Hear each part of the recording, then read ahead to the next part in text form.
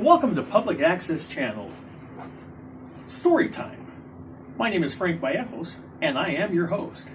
Tonight's story will be a story of wisdom and change. Let's get started, shall we? The Tale of the Sands.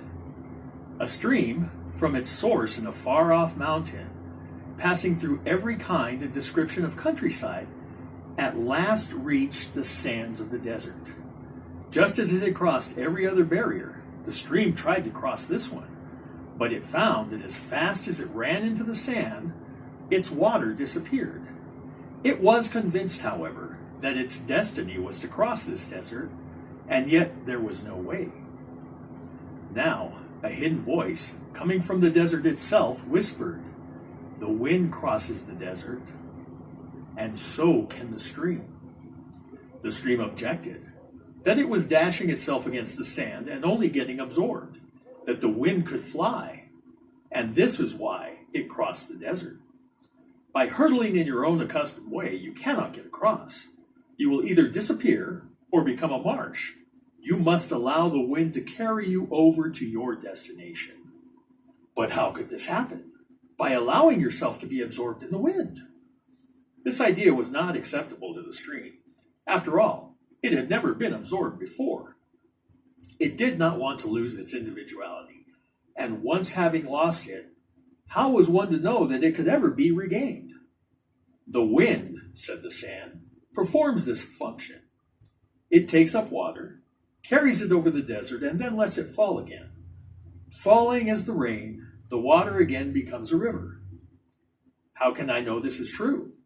It is so, and if you do not believe it, you cannot become more than a quagmire, and even that could take many, many years, and it's certainly not the same as a stream. But I cannot remain the same stream that I am today." "You cannot in either case remain so," the whisper said. "Your essential part is carried away and forms a stream again.